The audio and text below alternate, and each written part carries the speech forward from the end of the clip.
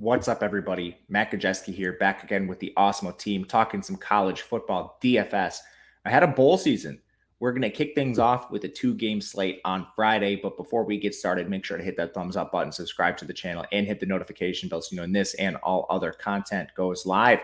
Without further ado, let's bring you behind the glass, show you some of the tools we have at Awesemo for college football.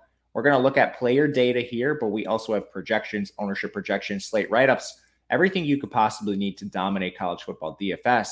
And kicking things off, we have Middle Tennessee State taking on Toledo. It's a 10-point spread in favor of Toledo, a 51.5 total overall. These teams play a little bit different. Middle Tennessee State, they're a little more up-tempo, pass-heavy. Toledo coming out of the MAC, they're pretty balanced in terms of both pass rate and their plays per game. Both defenses actually pretty decent here. For DFS, Middle Tennessee State lost Chase Cunningham earlier in the season, so they've kind of platooned quarterbacks between Nicholas Vitiato and Mike DeLeo recently, but in their last game of the year, these guys basically split snaps 50-50, and it was DeLeo that outperformed Vitiato. So it looks like DeLeo could get the start here. I would tentatively expect this to remain a timeshare, but if DeLeo plays well enough, he could walk away with a job. DeLeo is more mobile. He has 220 rushing yards on the year. He actually outperformed Vitiato as a passer too. I expect them to lean more towards the run with DeLeo under center. And he's a guy that's now had at least 5 designed runs in 3 straight games. He was at 10 in their most recent contest. He's just seen an increase in snaps. So he's a tentative GPP play. Definitely not the top play on the slate, but for large field tournament, DeLeo could make some sense. Looking at the run game, it's a pretty tough timeshare to decipher here. And DeLeo being so involved in the run does hurt Petaway, Peasant, Mobley, Amir Rasul, Brad Anderson, really all the guys that have seen work this year. I think if you are playing one, it's still probably Martell Petaway. 4,400 is a bit expensive for a guy who could see depressed opportunity and who already averages just 8.4 opportunities per game. So it's tough to get to Petaway. Same thing with Frank Peasant. He's the stone mints. I mean, you could do a lot worse, but he also averages just 24 rushing yards per game. I'm not trying to load up on Middle Tennessee's rushing attack. I think you can play the receivers, at least in run backs. The issue is they run 7 receivers. They kind of use them in tandem with each other, though. Jimmy Marshall and Jaron Pierce run the most routes. They both average 4.8 targets per game. Jimmy Marshall used a little more downfield, 515 yards to Jaron Pierce's 410.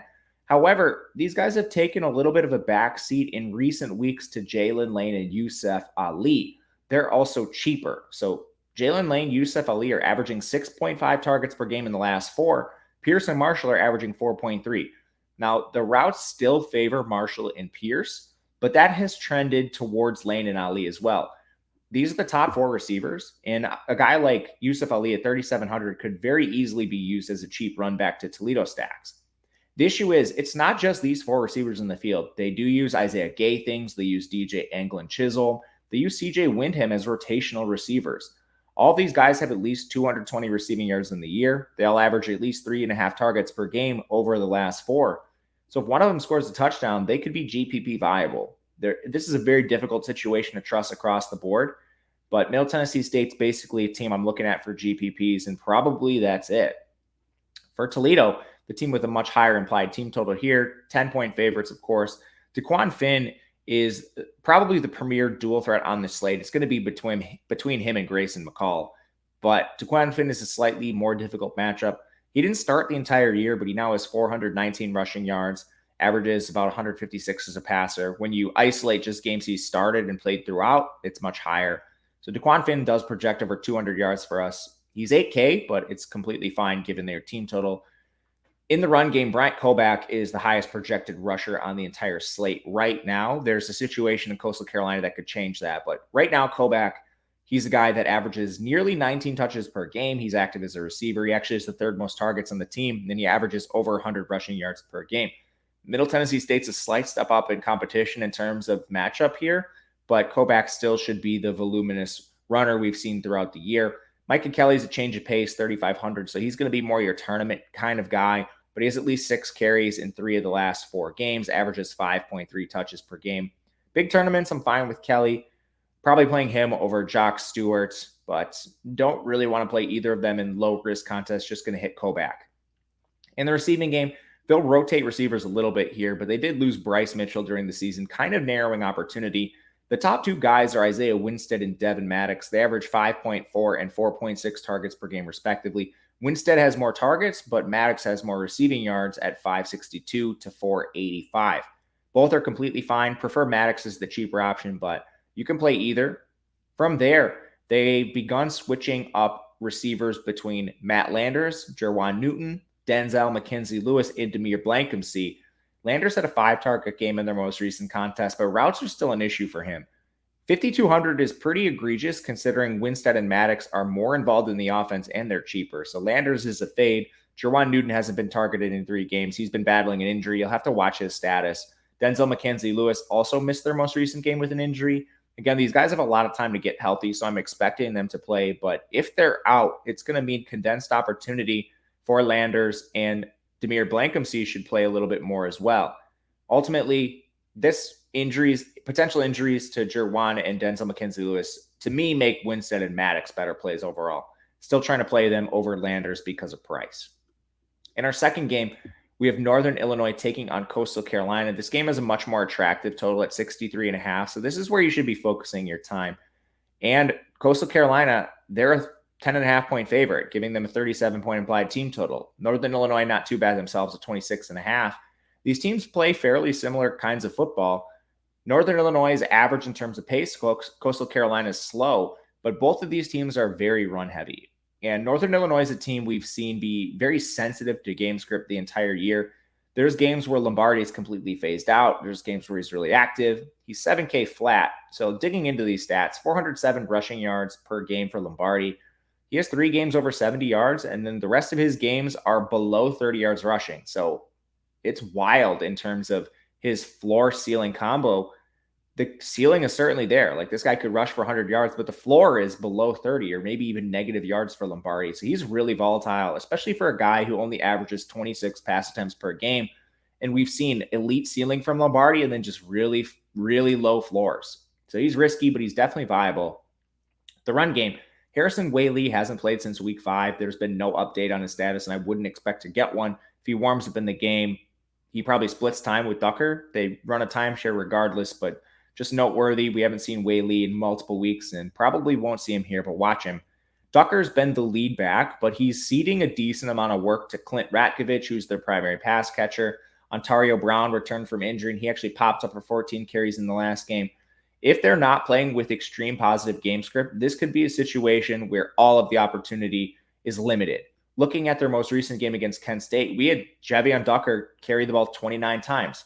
Ontario Brown 14 times, Ratkovich 9. However, in the game before that, it was only 13 for Ducker, 9 for Ontario Brown, and 4 for Ratkovich. So you can see how game script has really affected Northern Illinois. As 10.5 point underdogs, I don't have a ton of interest in any of these runners, but if I'm playing one, it's still going to be Ducker at 4,900. He just leads the backfield in touches. The one issue is he doesn't have any semblance of a pass game role. He has just 2 targets on the year. All that is going to Ratkovich. In the pass game, they lost Tyrese Ritchie midseason, and nothing really suggests to me that he's going to be back for this game, which is unfortunate. He's their number 1 when healthy. But his injury coincided with the return from injury of Cole Tucker. Now, Tucker has been banged up since then, but he returned for the conference championship, 4 targets there. Again, they didn't need to throw the ball. But Trayvon Rudolph is still the number 1 in this offense. He averages 67 yards per game. He had a wild 35 target 2-game stretch, and since then, he's been limited, but when Northern Illinois is forced to throw, it's often in Rudolph's direction. He's also the bigger play threat between the two. But Cole Tucker, still averaging 6.5 targets per game, 61 yards. He's targeted enough to consider, and for DFS purposes, Cole Tucker's the better price adjusted play. From there, the last thing to really consider with Northern Illinois is what they're doing at wide receiver 3. And this is not a spot that's really been consistent all year. It's actually been a timeshare for the most part. But in the conference championship, we saw this change a little bit, and this is still going to be a seldom targeted position. But Muhammad Toure ran a route on 73% of dropbacks, Messiah Travis at 13%. This had been a timeshare prior to this, and neither of these receivers is very involved. Toure actually only has 12 targets in the year, but if we're going to get 70% of the routes for him, he's worth a dart throw in tournaments. Tight end position is split between Tristan Twos and a couple other guys. I'm not really interested there. For Coastal Carolina, Grayson McCall is mobile. He got injured midseason, so we didn't see as much rushing upside as we had in previous years, but I think you still want to target the signal caller on the team with the highest implied total, 247 rushing yards for him on the year. Only 21 attempts, but he's been incredibly efficient with 255 passing yards. If teams press him, he also will be forced into more volume. We just haven't seen it a ton from McCall, but he's still the best QB play in a vacuum. In the run game, Reese White is the player we need to talk about being injured, tentatively expected to return. It was a direct 50-50 timeshare between Shamari Jones and Reese White prior to the injury. They both were fairly efficient as well. But since then, Shamari Jones has taken on a much larger workload, averaging 99 rushing yards per game. However, if Reese White returns, this is a spot where it's likely going to change back to a timeshare, but neither is particularly expensive. Shamari Jones at 6,300, he's priced as a timeshare back. The same thing goes for White at 5,300. I think you can easily play them both. And right now on FanDuel, Reese White significantly better cost-adjusted play, but they're both pretty affordable on DraftKings. There's also Braden Bennett. He's going to function as the preferred pass-catching back, leads the group in targets, but he likely sees a role reduction if Reese White returns. If not, you can bank somewhere between about 8 and 10 touches for Braden Bennett, with some coming in the pass game. So he would be attractive at 3,600. The receiving game is pretty condensed for Coastal Carolina. Javian Hiley is their alpha. He's averaging 8.5 targets per game over their last 4, 86.2 yards. He's over 1,000 yards in the year. Their tight end, Isaiah Likely, perhaps a risk of missing this game because he's a draft-eligible prospect, but all indications point to him playing. He averages 5.8 targets per game himself, 68 yards per game. Hiley is the better play overall. There's just a $300 price difference between them, but both could be played. The wide receiver 3 is Cameron Brown. He's been more involved of late, 5 targets per game over the last 3 compared to 3.7 on the year.